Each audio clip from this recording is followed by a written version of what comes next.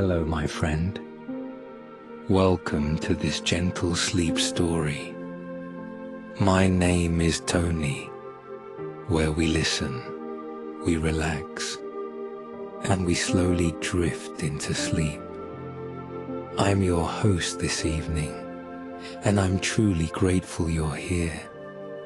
Tonight, I'll be guiding you through a quiet journey, a story wrapped in golden leaves, drifting memories, and the soft hush of London in the fall. This is an autumn return to London, a tender tale about coming home, about finding old streets, old stories, and pieces of ourselves along the way. Our story follows Elias, a man who once called London his home. After many years away, he returns, not with haste, but with a heart full of remembering. He wanders through the quiet corners of the city, past flickering lamplight, cobbled lanes, and parks where the trees still remember his name. Each step is slow, thoughtful.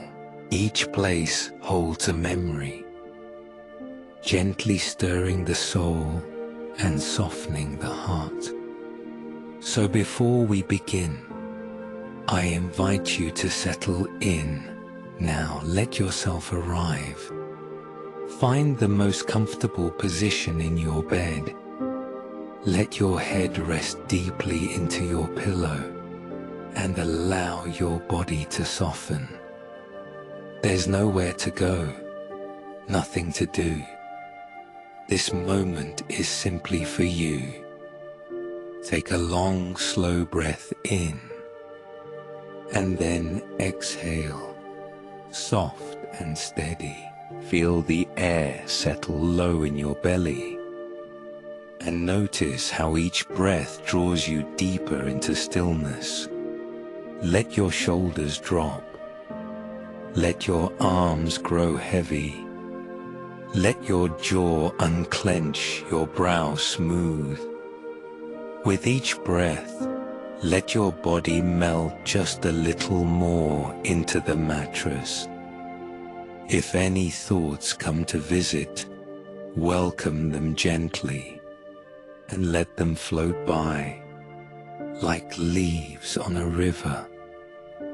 You can return to them another time. For now, you are here, in this moment, in this night, and we are about to begin a slow and healing walk through the amber-lit streets of a sleeping city. This is an autumn return to London, and you, dear friend, are warmly invited to come along.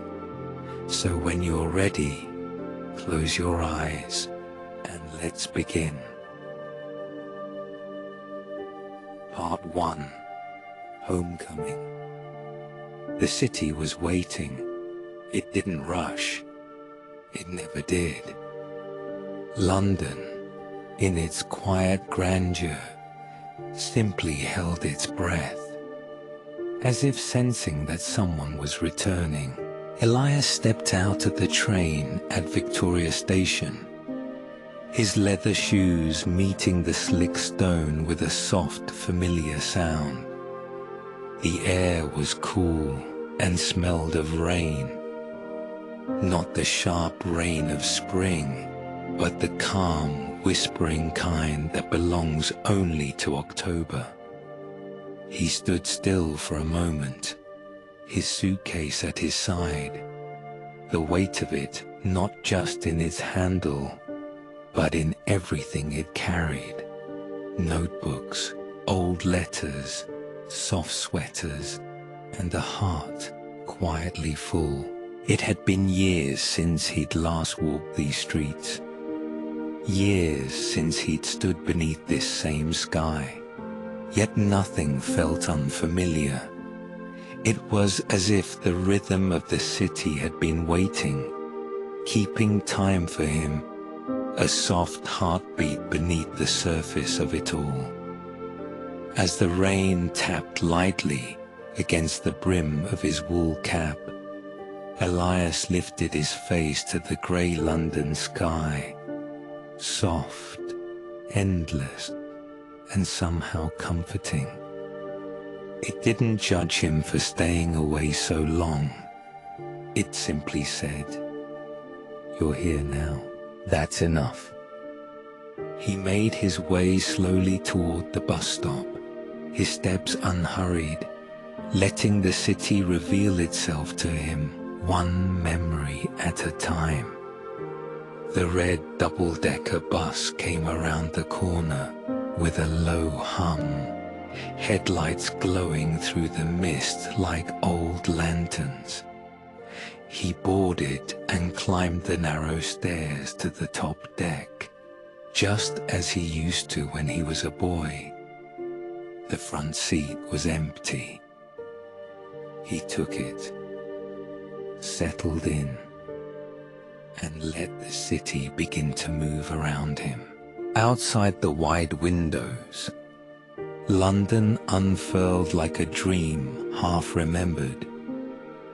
White stone buildings lined with iron balconies, flower stalls spilling over with orange dahlias and eucalyptus, and corners where puddles shimmered with golden reflections.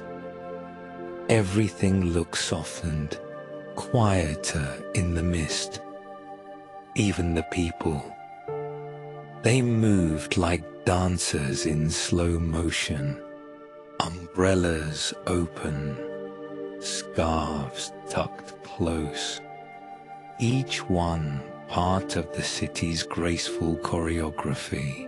Elias rested his elbow against the window frame, watching the rain chase itself down the glass. He wasn't trying to get anywhere.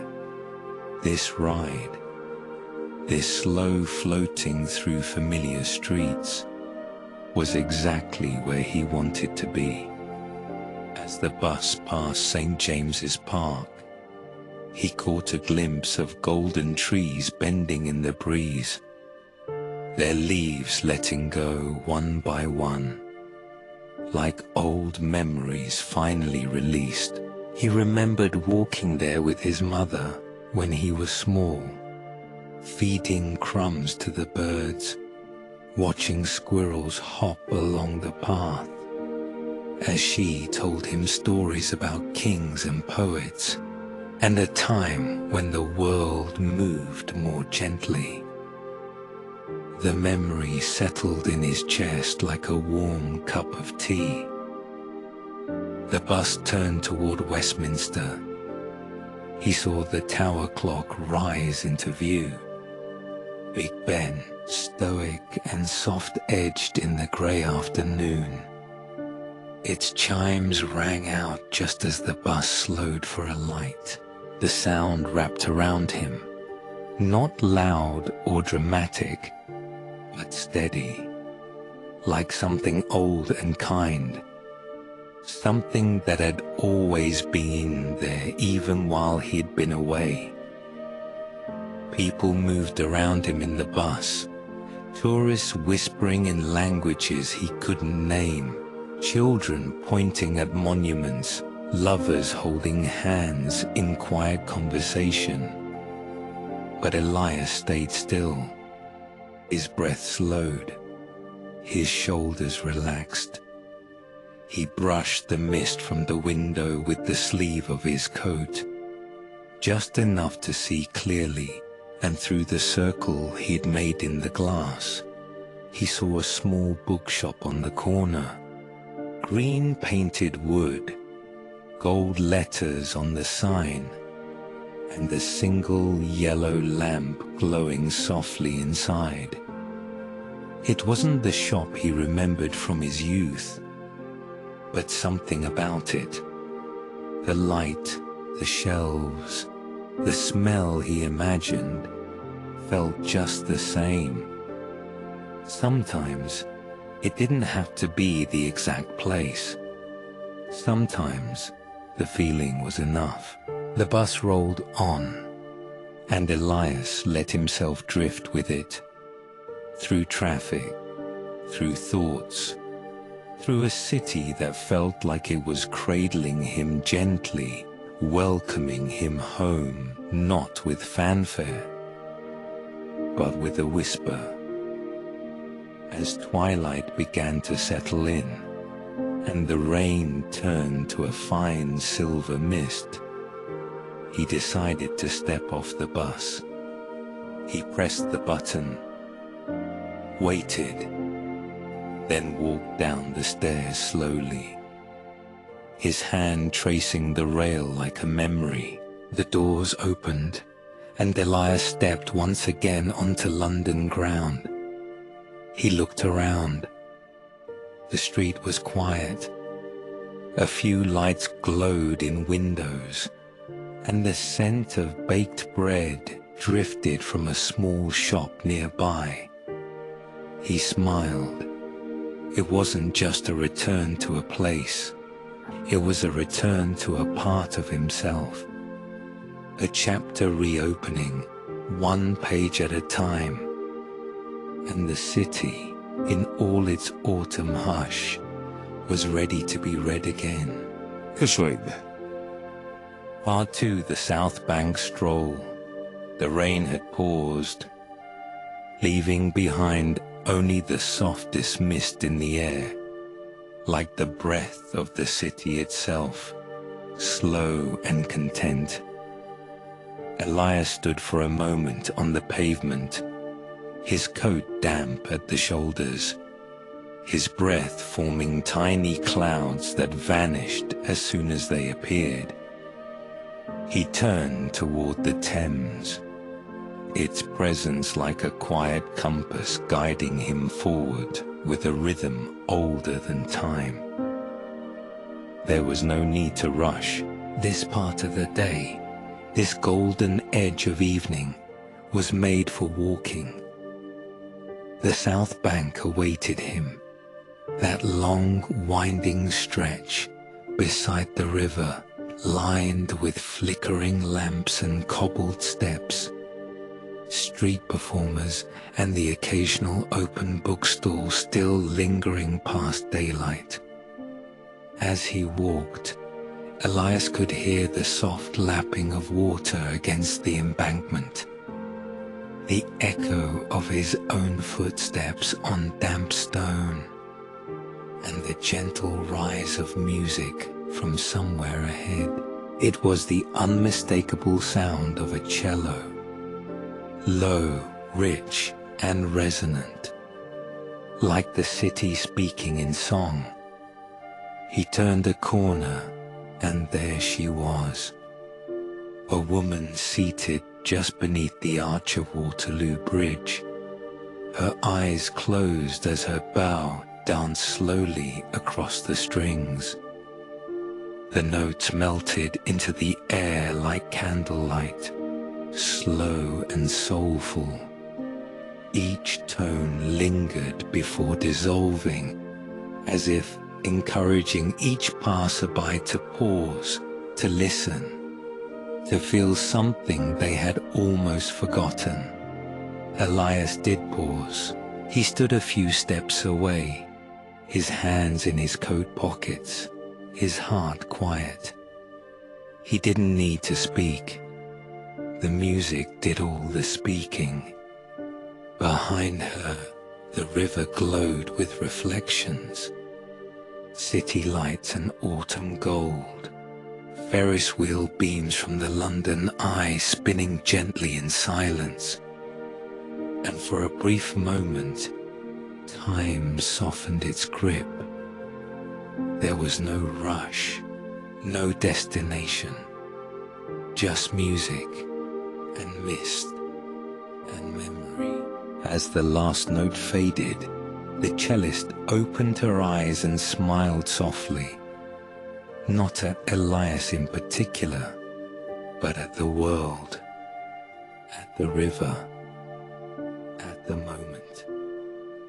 He nodded in gratitude, a silent thank you, then moved on, the melody still resting in his chest.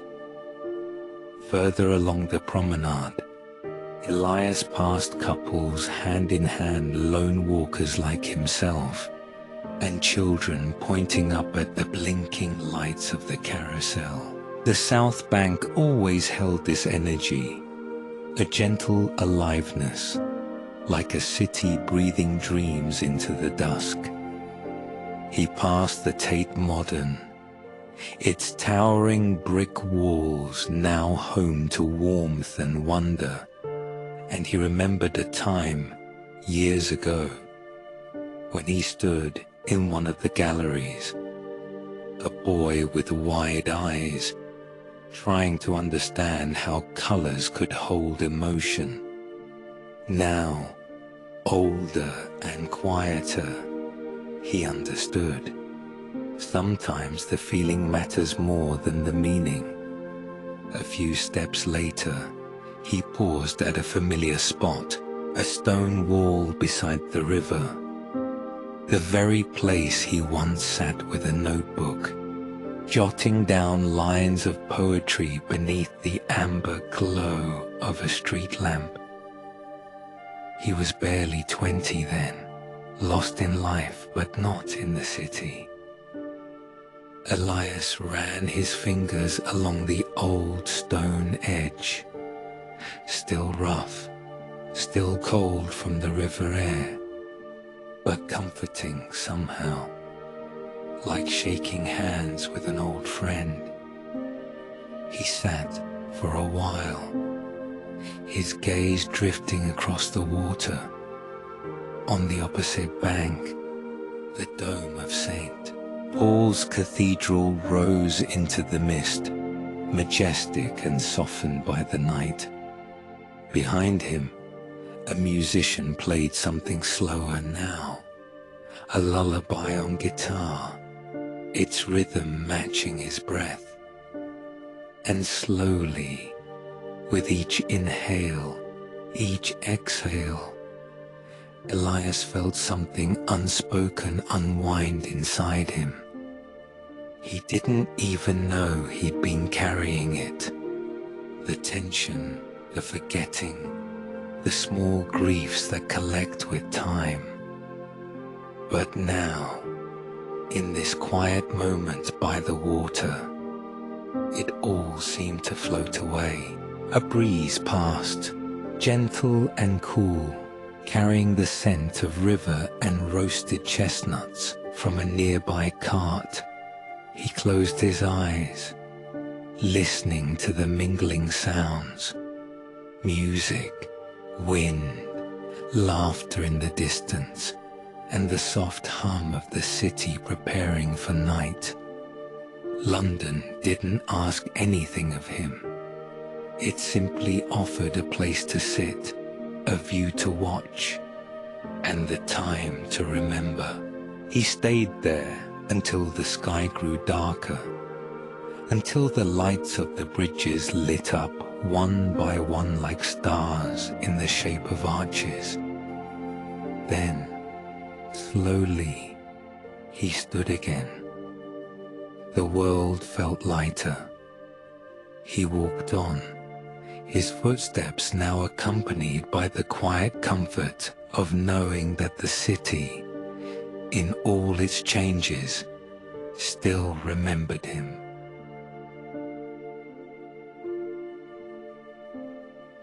Part 3. The street where I grew up, the light had shifted. It wasn't quite night, but the golden glow of evening had begun to fade into something softer, something more delicate. The sky had turned a velvet grey, and the street lamps were starting to blink on, one by one, like old friends nodding gently in welcome. Elias turned off the main road and began walking up a quieter street. A narrow stretch of old terraced houses tucked behind the bustle. He knew it by heart. It was where he'd spent most of his childhood. The houses stood shoulder to shoulder, each with its own painted door and bay window, as though leaning in to share stories of the families they'd held. He slowed his pace. The pavement here was damp with rain and scattered leaves, chestnut brown, copper red, some crushed flat beneath bicycle wheels, others swirling gently in the breeze like shy dancers. He looked up. There it was. The house with the pale green door. Number 27. The same brass knocker, the shape like a lion's head, still hung in the center. The windows were aglow with soft yellow light, and in the bay window, a curtain fluttered lightly from a cracked pane, just like it used to when he was a boy, watching the seasons change from his spot on the windowsill. He didn't knock. He didn't need to. It wasn't the people he was visiting. It was the memory, the stillness, the feeling of coming home.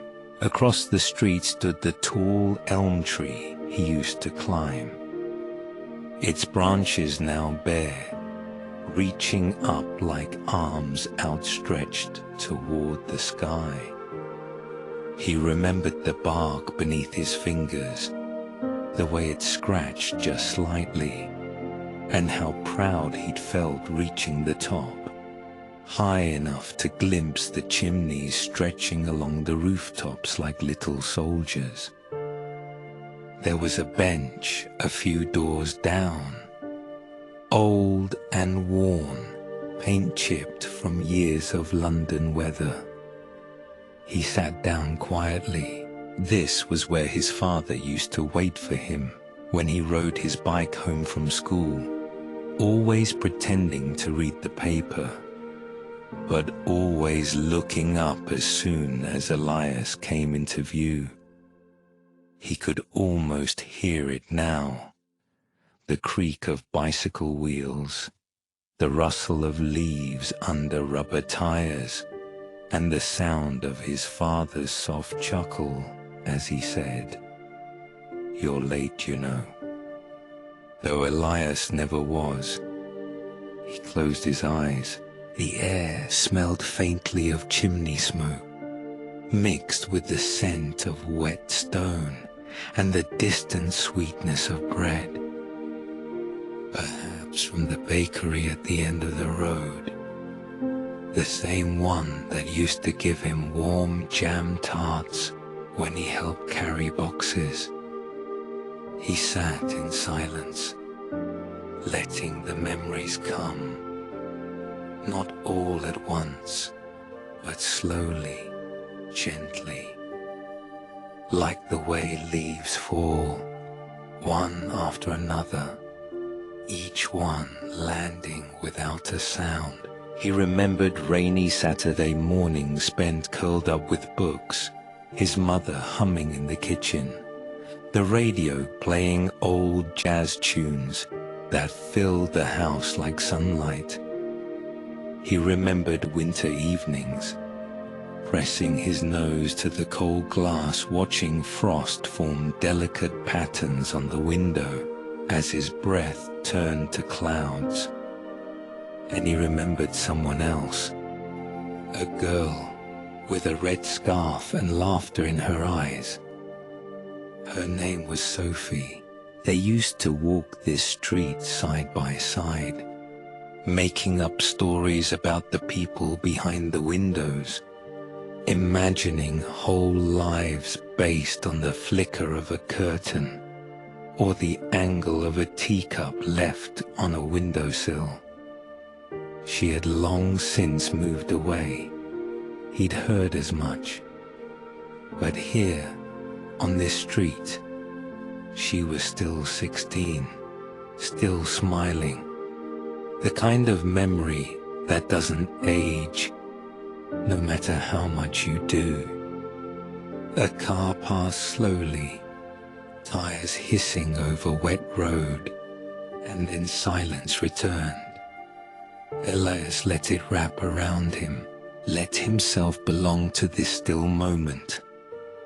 No expectations, no roles to play, just the gentle knowing that these streets, these stones, this air, still remembered him. Somewhere down the road, a cat appeared, padding softly along the curb, tail held high like a question mark. It paused to look at him, then continued on, like time itself, moving forward with grace. He stood, brushing a few leaves from his coat, and took one last look at the green door, still sturdy, still home, and then, with slow steps, he walked on, back toward the heart of the city, back toward the unknown, but this time lighter, because he'd carried the past long enough, and now it walked beside him, not as weight, but as wind.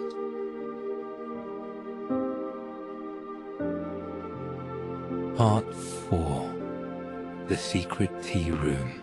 By the time Elias reached the edge of Covent Garden, evening had folded itself neatly into the fabric of the city. Lights glimmered in puddles, casting golden reflections that danced across cobblestones like whispers. The sky above was a deep charcoal, and the first stars were blinking shyly between drifting clouds. He wandered, unhurried, not searching for anything in particular, just following the curve of his thoughts, the pull of memory and instinct. A quiet alley caught his attention. It was narrow, lined with old brick walls and hung with ivy like a forgotten bookmark. There was no sign, no light, just the subtle scent of dried lavender on the air, and the feeling, intangible but real, that something gentle waited at the end. Elias turned into it. The alley opened into a small courtyard, where gaslight flickered from an old wrought iron lamp, the kind you might see in a Victorian painting. At the far end was a building with faded blue paint and frosted windows. No menu, no name, only a single lantern glowing above the door, its frame carved with delicate ivy leaves, and beneath it, a brass plaque, weathered with time. The Ivy Room, tea and quiet conversation. He smiled, as if the city had read his mind. He reached for the doorknob, cool to the touch, and pushed gently. A small bell tinkled overhead. Warmth greeted him first, then scent. A soft swirl of bergamot and clove, vanilla, old wood, and something floral, like dried roses. The room was dim and deeply inviting. Walls lined in bookshelves, teacups hung from hooks along a wooden beam. Candles flickered in vintage sconces, and low music played. Jazz, slow and scratchy, as if it had been waiting on vinyl for just this moment. There were only a few people seated inside. A woman reading quietly in a corner booth, a couple leaning in close, whispering over a shared pot of Earl Grey. A black cat slept curled on one of the window seats, rising and falling with each breath. A soft voice welcomed him. "Evening, love. Anywhere you like." The hostess wore a linen apron and a smile that felt like honey. Elias chose a seat by the fireplace, where a low velvet armchair sat opposite a round oak table, and above the mantel, an old clock ticked with a slow, comforting rhythm. He settled in. The chair seemed to hug him. The world outside felt far away.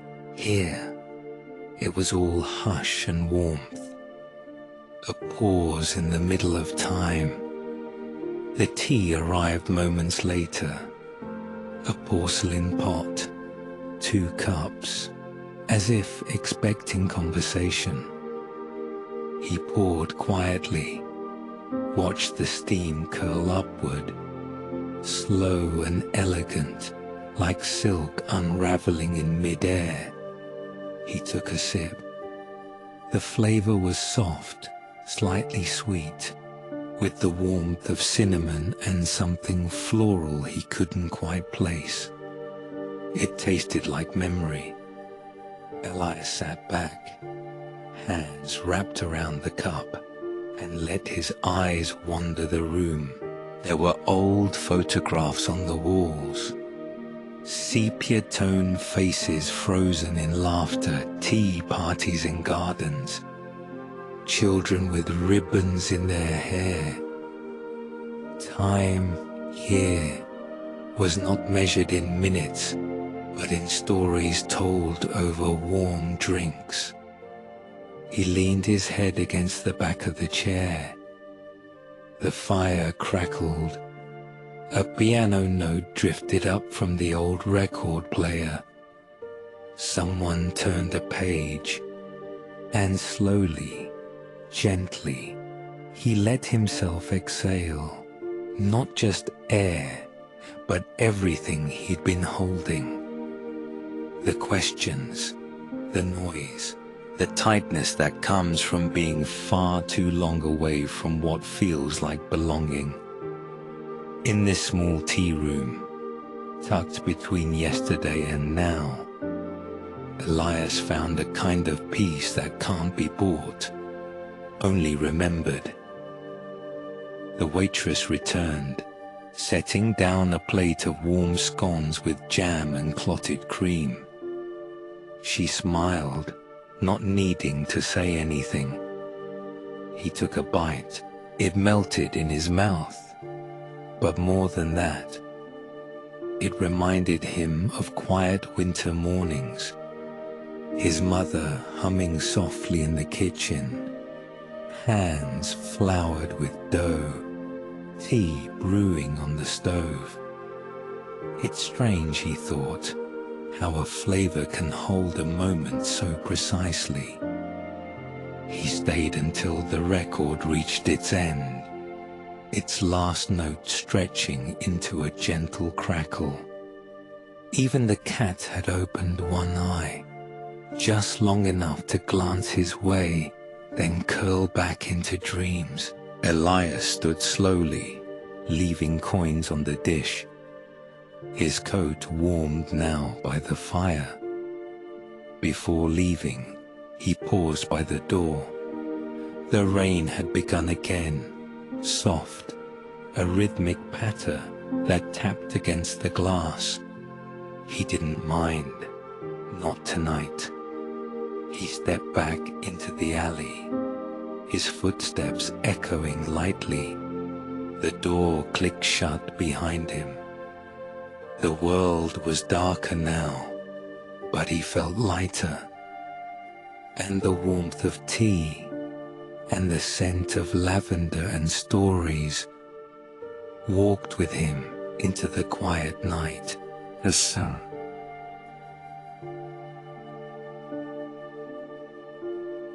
Part 5. By the river at night. The city had gone quiet. Not asleep. London never truly sleeps, but resting, softened. As Elias stepped back onto the embankment by the Thames, he felt the hush of night settle around him like a woolen coat pulled snug around the shoulders. The rain had faded to mist, and the river stretched wide and silver before him, reflecting the lamplight in long golden ribbons that quivered with every ripple. He walked slowly. No plan, no destination. Just a deep need to be near the water, to listen to it whisper its ageless lullaby beneath the bridges and stone walls that had seen more lives than anyone could count. There was something sacred about the Thames at night. Even the footsteps of other wanderers seemed to soften, as though each person instinctively understood that here by the river, one must speak in quiet tones or not at all. Elias passed beneath the shadow of the London Eye, its great wheel standing still, illuminated only by soft pulses of blue light that made it seem more sky than steel. He paused by a railing just above the water's edge and let his arms rest there. The cold of the metal felt grounding, real. Below, the water flowed without effort, endlessly moving, but never rushing. Elias let his eyes follow it, past the gentle swirl of fallen leaves, past the faint reflection of Parliament's towers, past the distant boat anchored in silence, its cabin light casting a single beam onto the surface like a promise. And in that moment, he remembered something his grandfather had once said long ago, on this very spot. When you're lost, come to the river. She always remembers how to carry things. He hadn't understood it then, but tonight, the meaning settled in his chest like a stone in calm water. Not heavy, but sure. The river didn't ask him where he had been, or why he had stayed away so long. It simply flowed on, as if saying, "You are not behind. You are not late. You are right where you need to be." The wind stirred softly around him, carrying with it the distant sound of a violin. He turned his head. Further down the walkway, beneath the golden halo of a lamppost, stood a musician, a man in a long coat, his bow moving gently across the strings. The music was slow, melancholy and tender, a tune that felt both ancient and new, as if it had been waiting to be heard for centuries. Elias walked toward it. Each note seemed to part the air before him. Each pause between notes felt like a breath. He didn't recognize the melody, but he didn't need to. It was the kind of music that speaks not to the ears, but to the quiet places inside us that are rarely touched by words. The violinist gave him a brief nod as he passed, but said nothing. The music was enough.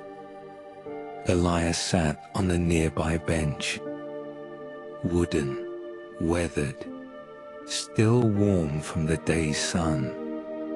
He tilted his head back to look at the sky, clouded now, but speckled with hints of starlight trying to break through.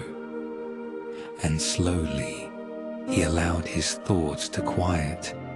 Not silence, but stillness. He thought of the green door, the tea room, the scent of old pages, the sound of his mother's laughter in a sunlit kitchen, the feeling of Sophie's hand in his.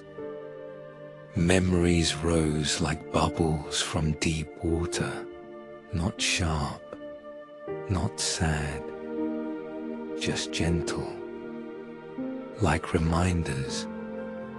He had lived so much life outside this city, but here, by the river, he realized that the city had lived inside him all along. The music faded. The violinist lowered his bow, then turned and disappeared into the darkness. Elias remained on the bench. A swan passed on the water, its reflection trailing behind like a dream not yet broken. He could have stayed there all night, and maybe in some way he would.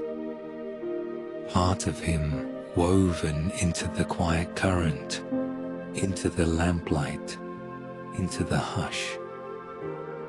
But eventually he stood, not because he had to, but because he was ready. The river had taken what he no longer needed to carry, left him lighter, more still. He turned to walk back toward the heart of the city, his footsteps barely louder than the river's breath. Behind him, the water flowed on, timeless, endless, kind. Part 6. A window, a light, a dream. The streets were quieter now. London, under the cover of night, had wrapped itself in stillness, not empty, but resting. The lamps glowed like watchful sentinels along the narrow lanes Elias wandered, their halos casting soft gold on wet cobblestones, the air crisp with the scent of rain and chimney smoke. He walked without thinking, not because he was lost, but because there was nowhere left to chase, no past to fix, no moment to reclaim, only this one. He found the inn by chance, though it felt less like coincidence and more like invitation, tucked between a flower shop and an old tailor's storefront.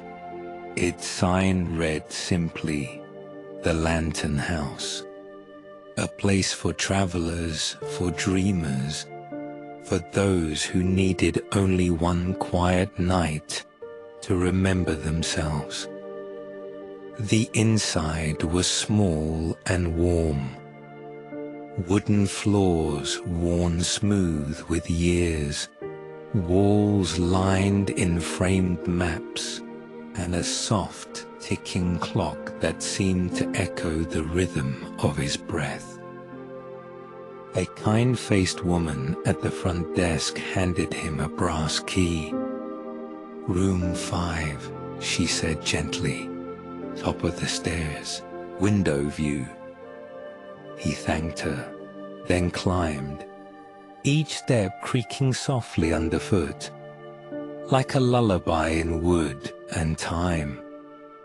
Room 5 was simple, a narrow bed with a thick quilt, a writing desk with an old lamp, and across the room, a wide window with gauzy curtains and a deep velvet sill, as though made precisely for leaning, for watching, for remembering. He dropped his coat on the chair and walked straight to the window. Outside, the city shimmered, not bright, not bold, but like something ancient and kind, glowing gently beneath the stars. The rooftops stretched out like a story waiting to be told. Chimneys, bricks, the silhouette of spires and trees, a familiar skyline dressed in sleep. In the building across the street, a single window was lit. He could see the outline of a man in a dressing gown, pouring tea in a small kitchen. A moment so ordinary and yet so tender. Elsewhere, a cat leapt onto a windowsill, pausing to peer out into the quiet. A curtain fluttered. Someone laughed faintly behind glass. The city was still awake in the way dreams are. Elias sat on the windowsill, his back against the wall, his legs pulled up, his head resting gently against the cool pane. He took a deep breath in, let it out slowly, and with it, let go of all the things he no longer needed to hold. The questions, the regrets, even the names of streets that no longer existed. They weren't gone. They were just folded neatly into the city's deep pockets. He watched for a while longer, until the lights dimmed, until the street fell almost completely still. Then he stood, drew the curtains, and turned off the lamp. The room embraced him like a cocoon.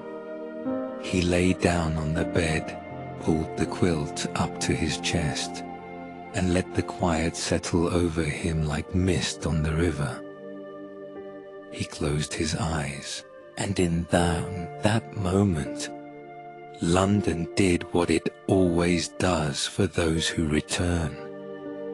It held him gently, offered no explanations, asked for nothing. Only this: rest now. And he did. His breathing slowed, his thoughts grew quiet, and as the final street lamp flickered outside the window, Elias drifted, not away, but deeper into the rhythm of the city, deeper into himself, deeper into the dream that had brought him home. And somewhere beyond the rooftops, beneath the starlit sky, London watched over him as he slept.